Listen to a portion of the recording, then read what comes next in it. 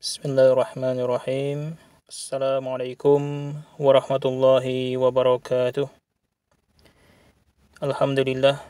Wassalatu wassalamu ala rasulillah wa ala alihi wa sahbihi wa man walah amma ba'd. Ikhwatal iman, kaum muslimin rahimani wa rahimakumullah. Semoga Allah Subhanahu wa taala senantiasa membimbing kita dengan taufik dan hidayahnya.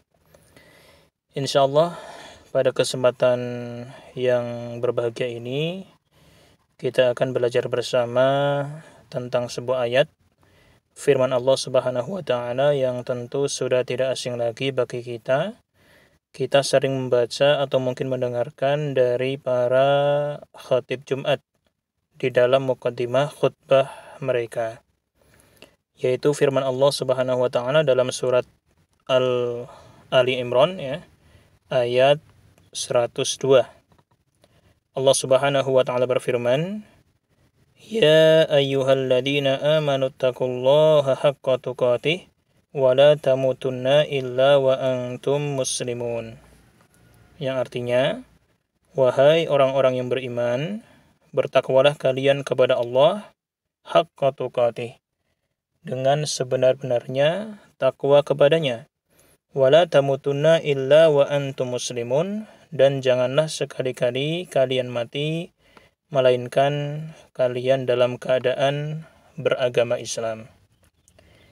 Ikhwatal iman rahimani wa rahimakumullah. Ayat yang mulia ini di dalamnya Allah Subhanahu wa taala mengawali atau memulai dengan seruannya yang ditujukan kepada orang-orang yang beriman, hamba-hambanya yang beriman kepadanya, yaitu dengan firman-Nya, "Ya ayyuhalladzina amanu." Ayat-ayat yang seperti ini di dalam Al-Qur'an kalau kita total ya, maka terdapat total sekitar total 90 ayat di dalam Al-Quran yang diawali dengan redaksi seperti ini. Ada seorang ulama, yaitu Syekh Abu Bakar Jabir Al-Jazairi, yang mana beliau menghimpun ayat-ayat ini, kemudian beliau menjelaskan tafsirnya atau isi kandungan maknanya. Ya, beliau kumpulkan total ada 90 ayat di dalam Al-Quran Al-Karim.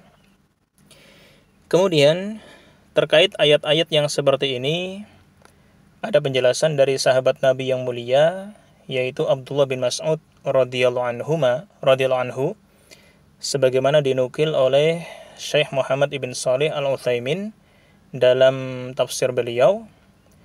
Maka kata Abdullah bin Mas'ud radhiyallahu anhu, ayat-ayat yang seperti ini itu berisi dua hal.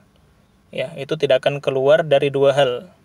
Yang pertama, ia akan berisi perintah yang selayaknya dilaksanakan oleh orang-orang yang beriman, atau kalau tidak berisi perintah, maka ia akan berisi larangan yang seharusnya dihindarkan oleh orang-orang yang beriman atau dijauhi oleh mereka.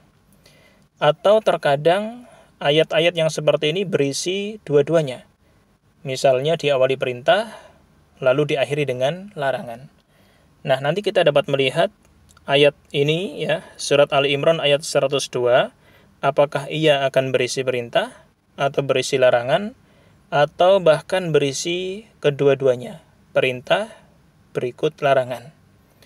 Allah Subhanahu wa taala setelah menyeru hamba-hambanya yang beriman, maka Allah berfirman, "Ittaqullaha haqqa tuqatih."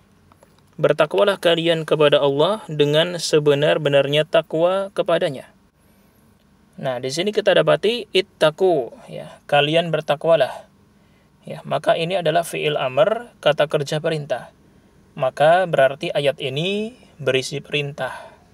Perintah dari Allah Ta'ala kepada hamba-hambanya yang beriman kepadanya.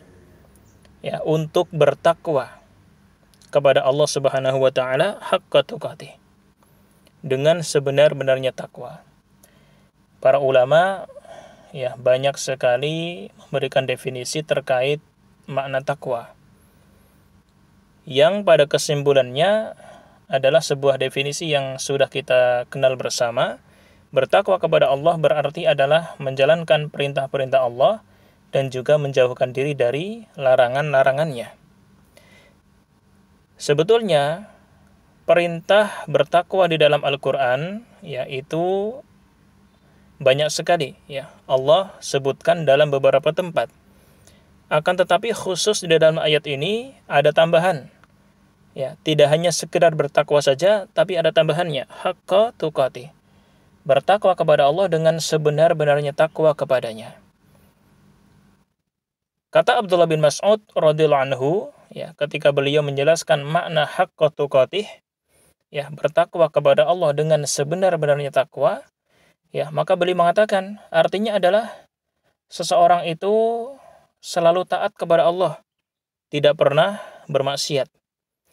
Kemudian selalu ingat kepada Allah, tidak pernah lupa, dan selalu mensyukuri nikmat Allah, tidak pernah kufur terhadapnya.